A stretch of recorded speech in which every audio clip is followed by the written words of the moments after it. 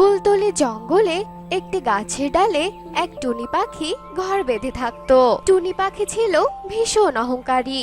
টুনি সবসময় নিজের সৌন্দর্য নিয়ে অহংকার করত। আর টুনির বাসার পাশেই এক কাকলি কাক বাসা বানিয়ে থাকতো। টুনি দিদি, আজ পিঙ্কি দিদির মেয়ের জন্মদিন, আমাকে নেমন্তন্ন করেছে, আমি ওখানেই যাচ্ছি, তুমি কি আমার সাথে যাবে গো?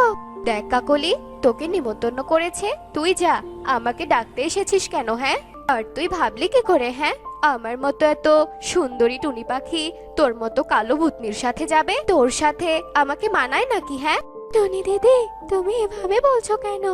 উপরওয়ালাই তো আমাকে কালো বানিয়েছে বলো, আর এজন্যই তো আমি কালো হয়েছি, তাই না?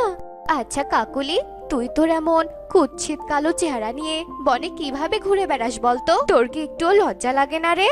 আর দেখ আমি কত সুন্দর, আর আমি এত সুন্দর বলে বনের সব পাখিরা আমার সাথে বন্ধুত্ব করতে আসে, আর তুই কালো বলে তো তোর সাথে কেউই বন্ধুত্ব করতে চায় না। ছি ছি। দেখো টুনি দিদি, তুমি কিন্তু তোমার সৌন্দর্য নিয়ে অনেক অহংকার করে ফেলছো। মনে রেখো, সৌন্দর্যের অহংকার কিন্তু বেশি দিন থাকে না, আর একদিন দেখবে তোমার এই সৌন্দর্যের জন্য তুমি বিপদে পড়বে। ইস, হয়েছে, থাক, তোকে আর জ্ঞান দিতে হবে না রে। আমার মতো সুন্দরী টুনি কখনোই বিপদে পড়বে না, বুঝলি? তুই যা তো এখন এখান থেকে, তুই আমার সামনে আর কখনোই আসবি না। তোকে দেখলেই আমার গাটা ঘিন ঘিন করে, দূর হ বলছি। টুনির কথা শুনে কাকলি মন খারাপ করে সেখান থেকে চলে যায়। টুনি এভাবেই জঙ্গলের পাখিদের সাথে খারাপ ব্যবহার করত। এভাবেই বেশ কিছুদিন কেটে যায়। একদিন জঙ্গলের পাখিরা টুনির কাছে আসে। কি গো টুনি দিদি, তুমি এভাবে আপন মনে গান গেয়ে ঘুরে বেড়াচ্ছ যে? বর্ষাকাল তো চলে এলো, তুমি তোমার বাসাটা মজবুত করবে না? তা বলছি কি টুনি দিদি, আমরা তো বনের সকলে মিলে কাঠ সংগ্রহ করতে যাচ্ছি, তুমিও চলো না আমাদের সাথে? শোনো বিউটি দিদি, আমাকে নিয়ে তোমাদের অত ভাবতে হবে না, বুঝেছো? আমারটা আমি নিজেই বুঝে নেব, আর তোমাদের মতো কুৎসিত পাখিদের সাথে আমি কিছুতেই যাব না। যাও যাও, তোমরা যাও তো এখান থেকে। বাবা টুনি দিদি, আজকাল দেখছি তোমার রূপের যা তেজ হয়েছে, তোমাকে তো কোনো ভালো কথা বলাই যায় না। তোমার এই রূপের অহংকারের পতন একদিন ঠিক হবে, দেখে নিও। এই চলো তো, চলো সবাই, আমরা এই অহংকারী টুনির কাছে কেউ আসবো না। এসব কথা বলে জঙ্গলের পাখিরা সেখান থেকে চলে যায়। আর টুনি মনে মনে ভাবতে থাকে, আমি কিনা ওদের মতো কুৎসিত পাখিদের সাথে বনে কাঠ আর ফল সংগ্রহ করতে যাব? আমার মনে হয় কোনো মান সম্মান নেই, আর এই পাখিদের শখ কত, আমাকে নিয়ে যেতে এসেছে যত সব। এভাবে বেশ কয়েকদিন কেটে যায়। অহংকারী টুনি বনের সব পাখিদের সাথে এভাবে সব সময় খারাপ ব্যবহার করত, আর নিজের সৌন্দর্য নিয়ে অনেক অহংকার করত, আর কারণে অকারণে পাখিদের অপমান করত। এরপর বর্ষাকাল চলে আসে। একদিন মিঠু তোতা নামে বৃদ্ধ পাখি টুনির বাড়িতে আশ্রয়ের জন্য আসে। মারে, কেউ বাসায় আছিস? আমাকে একটু আশ্রয় দিবি? আমি যে বৃষ্টিতে একেবারে ভিজে যাচ্ছি। এভাবে বৃদ্ধা মিঠু তোতা টুনির দরজা ধাক্কাতে থাকে, আর তখনই টুনি রেগে দরজা খুলে বলতে থাকে, এই যে বুড়ো, আপনার সমস্যাটা কি বলুন তো? এভাবে চিৎকার করছেন কেন? আর দিলেন তো আমার শান্তির ঘুমটা নষ্ট করে। এই বৃষ্টির দিনে কত আরাম আয়েশ করে আমি ঘুমাচ্ছিলাম, আর আপনি এসে আমার ঘুমটাই নষ্ট করে দিলেন। এখন যদি ঘুম না হওয়ার জন্য আমার চোখের নিচে কালো দাগ পড়ে, তখন কি হবে? হ্যাঁ, তখন তো আমার সৌন্দর্য কমে যাবে। যে শোনেন, আপনি চলে যান তো এখান থেকে, আমি আপনাকে কোনো আশ্রয় দিতে পারবো না। মারে, এমন করে বলিস না রে মা, আমায় একটুখানি আশ্রয় দে, বৃষ্টি থেমে গেলে আমি তো চলে যাব, একটু দয়া কর মা। এই যে শুনুন, কানের কাছে একদম ঘ্যান ঘ্যান করবেন না। আপনার মতো এরকম কুৎসিত পাখিকে আমি কিছুতেই আশ্রয় দিতে পারবো না, আর আপনাকে কেই বা আশ্রয় দেবে? হ্যাঁ, আপনার শরীর তো পুরোই ভেজে গেছে, ছি ছি, কত নোংরা লেগে আছে। আপনি চলে যান তো এখান থেকে, আমি কিছুতেই আপনাকে আশ্রয় দিতে পারবো না। এসব চিৎকার শুনে পাশ থেকে কাকলি কাক বলে ওঠে, এই যে বৃদ্ধা মেশো, আপনি আমার ঘরে এসে আশ্রয় নিন। ওই টুনি দিদি আপনাকে কিছুতেই আশ্রয় দেবে না, সে তো তার সৌন্দর্যের মোহে পড়ে আছে, অন্যদের কষ্ট কি করে বুঝবে সে? আসুন মেশো, আমার ঘরে আসুন, এরপর বৃদ্ধা মিঠু তোতা কাকলি কাকের ঘরে গিয়ে আশ্রয় নেয়। আর তখন টুনি মনে মনে ভাবতে থাকে, এই কাকলি তো বড্ড বার বেড়ে গেছে, ওকে কিছুতেই এখানে থাকতে দেওয়া যাবে না। সব সময় আমার পেছনে লেগেই থাকে, ওকে যেভাবেই হোক এখান থেকে তাড়াতেই হবে, সে যে করেই হোক। পেয়েছি একটা বুদ্ধি। কাকলি, তোকে কিভাবে এবার মজা দেখাই সেটা কালকেই বুঝবি। এভাবেই সেই দিনটা কেটে যায় আর বৃষ্টিও থেমে যায়। তখন টুনি কাকলির কাছে গিয়ে মিষ্টি সুরে বলতে থাকে, কাকলি, ও কাকলি, শোনো, আমরা তো প্রতিবেশী, তাই এত ঝগড়াঝাটি আর হিংসে করে কি হবে বলো? চলো আজ থেকে আমরা বন্ধু হয়ে যাই আর সব সময় আমরা মিলেমিশেই থাকবো। টুনির মুখে এমন মিষ্টি কথা শুনে কাকলি কাক তো ভীষণ অবাক হয়ে যায়। আরে আরে টুনি দিদি, তুমি সত্যি সত্যি বলছো নাকি? আমার তো বিশ্বাসই হচ্ছে না। আজকে সূর্য কোন দিকে উঠেছে গো? পূর্ব দিকে নাকি পশ্চিম দিকে? দূর পাগলি, কি যে বলিস না তুই, সূর্য তো পূর্ব দিকেই উঠেছে। শুনেছি পাশের জঙ্গলে একটা বড় আম গাছ আছে, চল না আমরা দুজনে গিয়ে সেখান থেকে মন ভরে আম খেয়ে আসি। ঠিক আছে, তুমি যখন এত করে বলছো তবে তাই চলো। কাকলিকা টুনির এমন মিষ্টি কথা বিশ্বাস করে আর টুনির সাথে আম গাছের কাছে যায়। আর তখনই টুনি মনে মনে বলতে থাকে, আরে বোকা কাকলি, তুই আমার চালাকি তো কিছুই বুঝতে পারলি না। আজই তোর শেষ দিন হবে, কেননা ওই আম গাছ তো জঙ্গলের রাজা ঈগলের। ওই আম গাছে যে আম খেতে যায় তাকে যে ঈগল খেয়ে ফেলে, আর আমি তো দেখতে সুন্দর, তাই ঈগল তো আমাকে খাবেই না। এরপর তারা দুজনে মিলে আম গাছের কাছে যায় আর গিয়ে ঈগলকে দেখতে পায়। আরে আরে টুনি দিদি, এখানে তো ওই পাখি খেকো ঈগলকে দেখতে পাচ্ছি। চলো চলো টুনি দিদি, আমরা এখান থেকে পালিয়ে যাই, চলো। আরে আরে কাকুলি, একদম ভয় পাস না, আমার মতো সুন্দরী পাখি থাকতে তোর কিসের ভয় রে? চল চল। এরপর টুনি আর কাকলি সেই আম গাছের ডালে গিয়ে বসে আর তাদেরকে দেখে ঈগল রাজা তো ভীষণ খুশি হয়। আহা, কতদিন পর দুটো পাখি পেয়েছি, আজ তো দেখি ভালোই খাওয়া হবে। জিভে তো আমার জল এসে গেছে, কিন্তু এখন কাকে আমি খাই? রাজা মশাই, আমি আপনার জন্য এই কাকলিকে ধরে এনেছি, আপনি আগে ওকে খেয়ে নিন। আর আমি তো অনেক সুন্দর পাখি, আপনি বরং আমার সাথে বন্ধুত্ব করুন। টুনির মুখে এসব কথা শুনে কাকলি কাকের আর বুঝতে বাকি থাকলো না যে যে টুনি তাকে এখানে চালাকি করে এনেছে। এই ভেবে কাকলি কাকের মন ভীষণ খারাপ হয়। না না টুনি, তুই তো দেখতে খুবই সুন্দর পাখি, আহা, আর খুবই মোটা তাজা। আমি তো আজ তোকেই খাবো। আহা, আয় আয় কাছে আয়, গপ গপ করে তোকে খেয়ে নেই। আর ওই কাকলি তো অনেক কালো, আমি কিছুতেই ওকে খাবো না, আমি তোকেই খাবো। হা হা হা হা হা। এসব কথা শুনে টুনি ভীষণ ভয় পেয়ে যায়। দেখেছো টুনি দিদি, আমি তোমাকে একদিন বলেছিলাম না তোমার এই সৌন্দর্যের জন্য তুমি একদিন বিপদে পড়বে?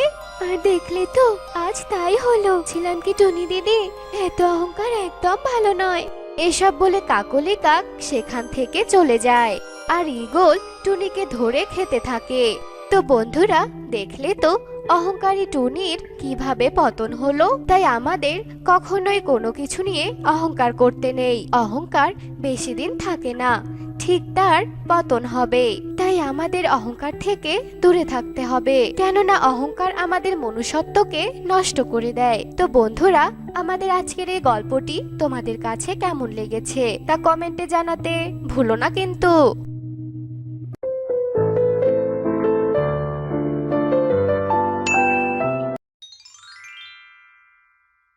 টোনা, চলো না আজ একটু উত্তরের জঙ্গল থেকে ঘুরে আসি। সবার কাছে শুনেছি উত্তরের জঙ্গলে নাকি অনেক সুন্দর সুন্দর জায়গা আছে। সেই জায়গাগুলোতে যদি কেউ একবার যায় সে অনেক মুগ্ধ হয়ে যায়, জানো। আজ আমার অফিসে কাজ পড়ে আছে, আমি সেগুলো করে তারপর না হয় তোমাকে নিয়ে বের হব। আচ্ছা আচ্ছা ঠিক আছে, তবে তাড়াতাড়ি আসবে কিন্তু। আচ্ছা ঠিক আছে।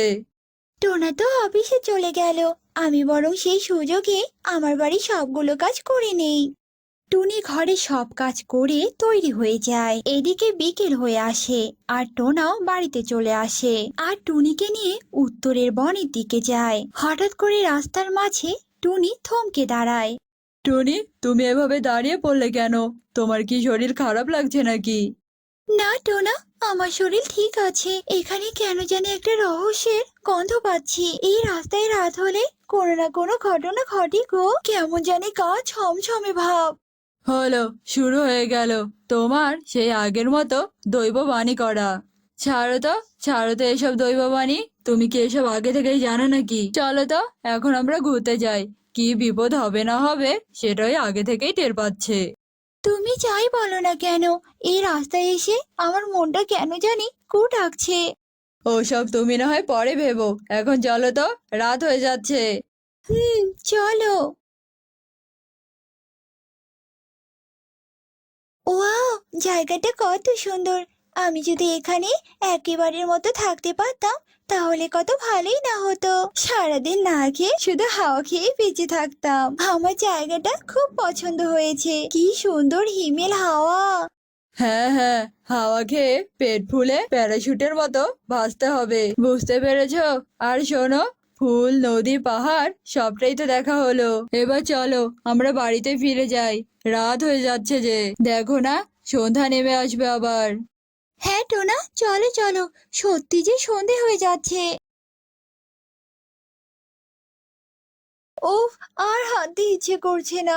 আমার মনে হচ্ছে আমি এখানেই ঘুমিয়ে পড়ি। এই কি, এখানে হঠাৎ করে 7টা রাস্তা কি করে হলো গো? যাওয়ার সময় তো এখানে একটা রাস্তাই ছিল। আমিও তো কিছুই বুঝতে পারছি না, এখন আমরা কোন রাস্তা দিয়ে যাব বলো তো? এখানে কোনো গন্ডগোল আছে, আর আন্দাজে আমাদের কোন রাস্তা দিয়ে যেতে হবে না গো। এখানে হয়তোবা সত্যি গন্ডগোল আছে। এখানে আমাদেরকে সাবধানে লুকিয়ে থাকতে হবে। আর সারা রাত এখানে কি কি ঘটে তা আমাদেরকে দেখতেই হবে। আমাদের এখন যাওয়া ঠিক হবে না। চলো টোনা, আমরা লুকিয়ে পড়ি। তারপর দুজনে মিলে একটা গাছের আড়ালে লুকিয়ে পড়ে। এদিকে হঠাৎ করে বাতাস বইতে থাকে, চারিদিক ভূমিকম্প হতে থাকে। আর তখনই 7টা রাস্তায় 7টা পাখির মাথা প্রকট হয়। ঠিক মধ্য বিন্দুতে একটা ভয়ঙ্কর ডাইনি বের হয়ে আসে। আমার আহারের সময় হয়ে এসেছে। এবার আমি 7 রাস্তার মাঝে দাঁড়িয়ে পোকা পাখিদের গিলে খাবো। তারপর আমি নিশ্চিন্তে একটা শান্তির ঘুম দেব। পাখির গন্ধ আমার নাকে ভেসে আছে মনে হয়। একটু দৃষ্টিটা তুলে দিয়ে দেখি তো। আরে বাহ, ওই তো একটা কবুতর এই দিকেই আছে। তাহলে একে এবার আমার শিকার করা যাক। এখন আমি এত রাতে এ রাস্তা দিয়ে যে কি করে যাই বুঝতেই পারছি না, কিন্তু না গিয়েও তো আমার কোনো উপায় নেই। দেখি হাঁটতে হাঁটতে কত দূরই বা যাওয়া যায়। আরে আরে, এখানে তো দেখছি 7 রাস্তা, কিন্তু এই 7 রাস্তা তো আগে ছিল না। তাহলে কি আমি অন্ধকারে ভুল রাস্তা চলে এলাম নাকি? এখন যে আমি কি করি? না, একটা পথ ধরে যেতে থাকি, দেখি সৃষ্টিকর্তা আজ আমায় কত দূর নিয়ে যায়। বান্টি কবুতর ডাইনির পাতা 7 রাস্তায় পা দিয়ে ফেলে। 7 রাস্তার একটা রাস্তা দিয়ে হাঁটতে থাকে। ঠিক তখনই 7 রাস্তার ডাইনি বান্টির সামনে এসে হাজির হয়।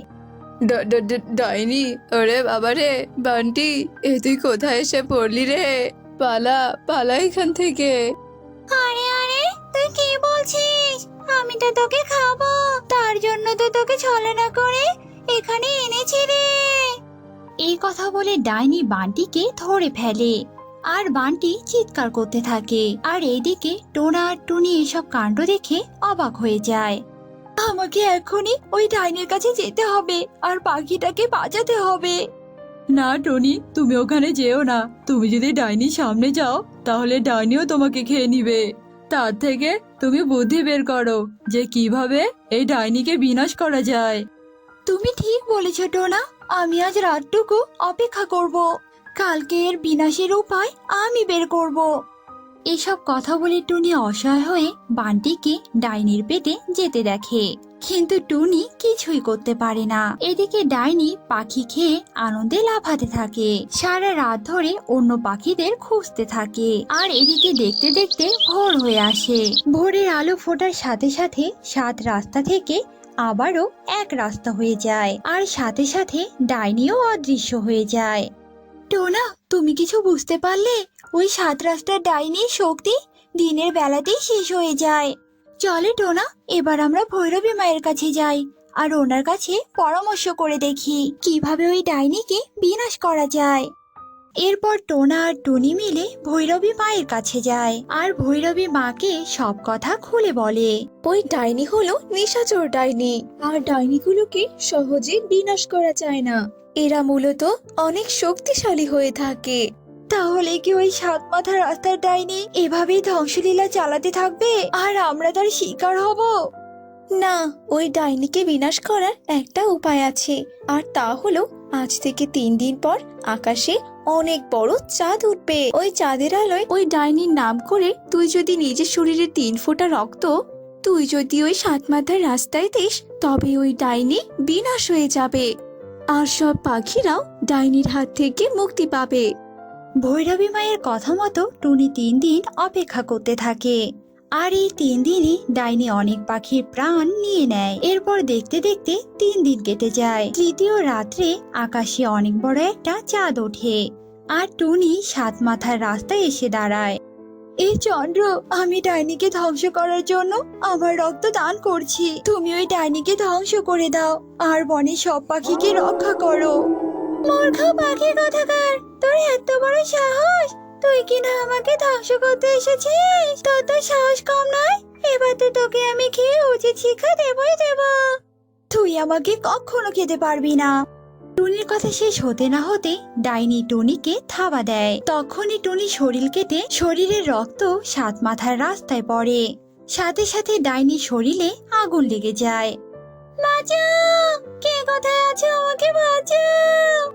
দেখলি তো ডাইনি, নিজের ফাঁদে নিজে কেমন পড়লি। এবার বোঝ মজাটা। এরপর ডাইনি ভস্ম হয়ে যায় আর 7 মাথার রাস্তা অদৃশ্য হয়ে আগের মতো এক রাস্তা হয়ে যায়। এরপর থেকে জঙ্গলের পাখিরা আগের মতোই সুখে শান্তিতে দিন কাটাতে থাকে।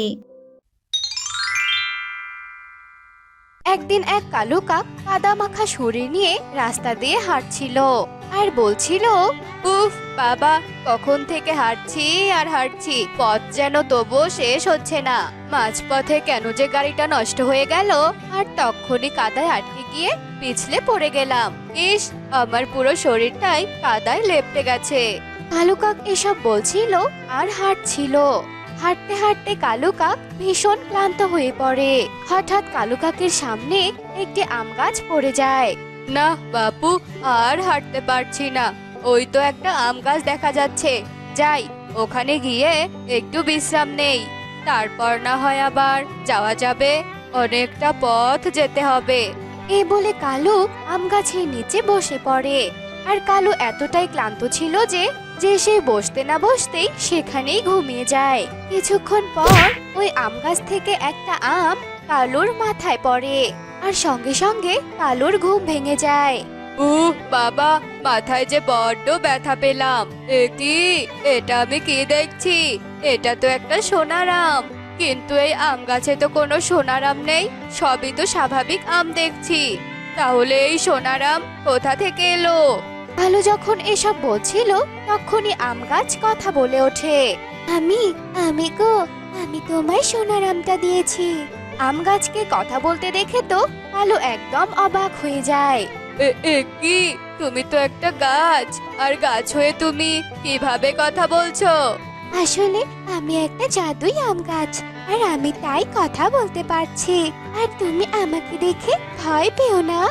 ও আচ্ছা, কিন্তু তুমি আমাকে এই সোনার আমটা কেন দিয়েছো বলো তো? আসলে এক তান্ত্রিক আমাকে তার মায়া শক্তি দ্বারা আবদ্ধ করে রেখেছে, কারণ তান্ত্রিক আমার জাদু শক্তি কেড়ে নিতে চায়। কিন্তু আমি ওই মায়াজাল থেকে মুক্তির জন্য এক সাধু বাবার কাছ থেকে পরামর্শ নিয়েছিলাম। তিনি বলেছেন আমি যদি কোনো সৎ পাখিকে এই জাদুর সোনার আম দিয়ে সাহায্য করি, আর ওই পাখি যদি এই সোনার আম দিয়ে সমাজের অসহায় দরিদ্র পাখিদের সাহায্য করতে পারে, তবেই আমি নাকি এই মায়াশক্তির জাল থেকে মুক্তি পাবো। আর তোমাকে দেখে আমার সৎ পাখি মনে হয়েছে, তাই এই আমটা আমি তোমাকে দিলাম।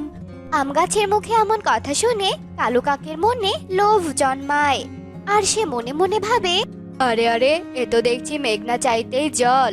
এই গাছটা তো আমাকে সৎ পাখি মনে করেছে।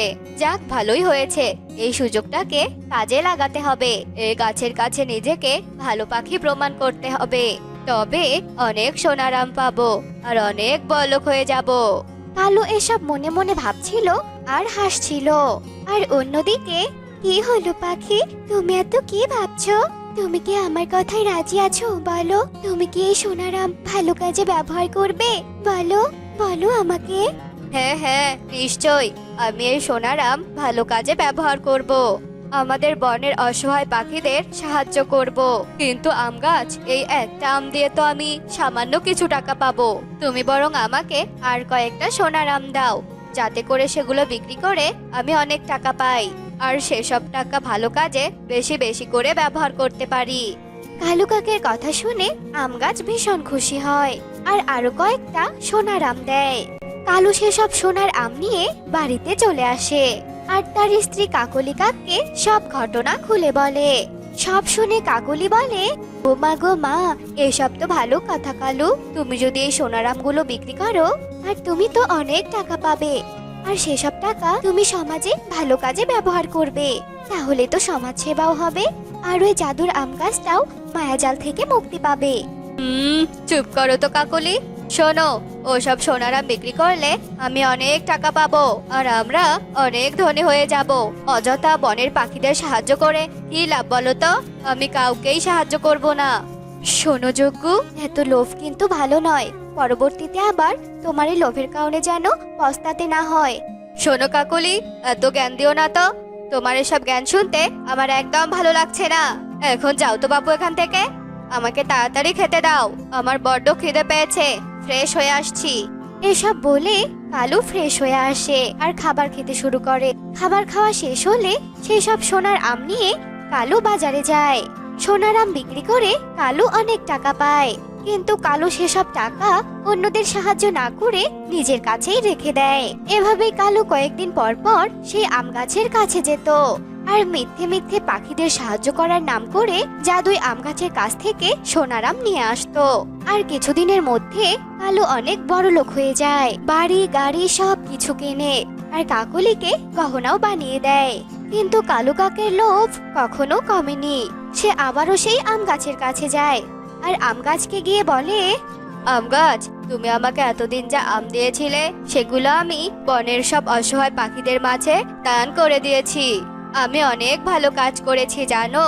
এখন তো আরো সোনার আম লাগবে গো, তাই বলি কি, তুমি আজ আমাকে আরো 500 সোনার আম দাও, তাহলে আর বারবার তোমার কাছে আসতে হবে না, আর সময়ও বেঁচে যাবে। বলো। চুপ কর বেঈমান লোভী কাক, তোকে আর আমি কখনো একটাও সোনার আম দেব না।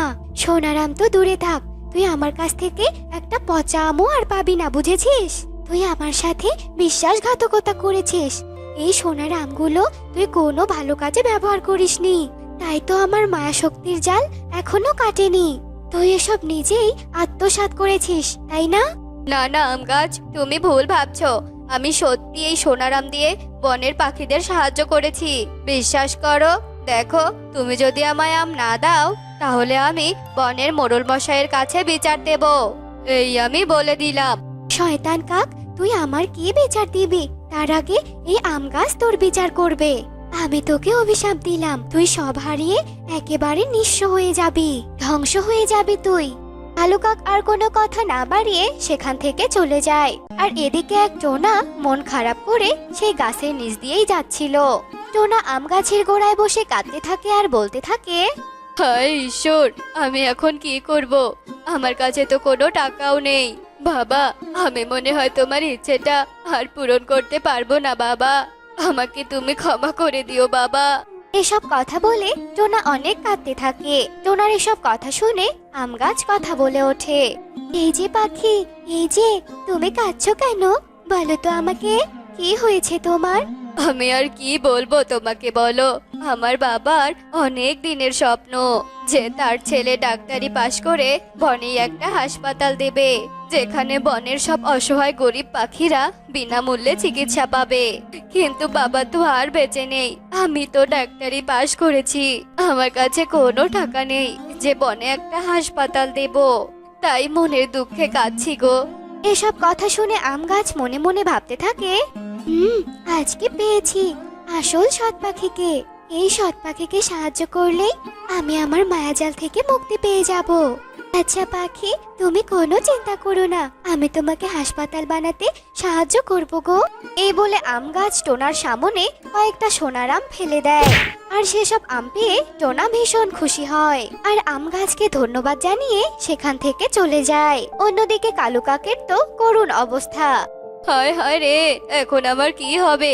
কেন যে আমি এতগুলো টাকা ঋণ নিলাম, কে জানে। এখন তো পাওনাদাররা আমাদের বাড়ি ছাড়া করবে গো গিন্নি। আম গাছও তো বলেছে আমাকে আর সাহায্য করবে না। কালু, তুমি কোনো চিন্তা করো না, আমি কিছু সোনার আম তোমার আড়ালে লুকিয়ে রেখেছিলাম। তুমি না হয় সেসব বিক্রি করে পাওনাদারদের সব টাকা শোধ করে দাও। এ কথা বলে কাকলি আলমারিতে লুকিয়ে রাখা সোনার আমগুলো নিয়ে আসে। আর তা দেখে তো কালু ভীষণ অবাক হয়ে যায়। এ কি কাকলি, এই সোনার আমগুলো পচে গেল কি করে? হ্যাঁ, ছি ছি ছি, কি দুর্গন্ধ বের হচ্ছে। হায় হায় হায় রে, এটাই বুঝি আমার লোভের প্রাপ্য। আম গাছ আমার বিচার করেছে গো, বিচার করেছে। আম গাছের বিচারে আজ আমি ধ্বংস হয়ে গেলাম। কালু আর কাকলি যখন এসব কথা বলছিল, ঠিক তখনই সেখানে পাওনাদাররা আসে। আর তাদের টাকা না পেয়ে কালু আর কাকলিকে মেরে সেখান থেকে তাড়িয়ে দেয়। আর অন্যদিকে টোনা আম গাছের সোনার আম বিক্রি করে বড় একটা হাসপাতাল দেয়। আর সেই হাসপাতালে টোনা গরিব অসহায় পাখিদের বিনা টাকায় চিকিৎসা করে।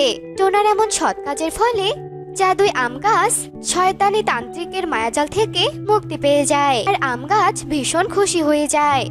তো বন্ধুরা, আমাদের আজকের গল্পটি তোমাদের কাছে কেমন লেগেছে তা কমেন্টে জানাতে ভুলো না কিন্তু।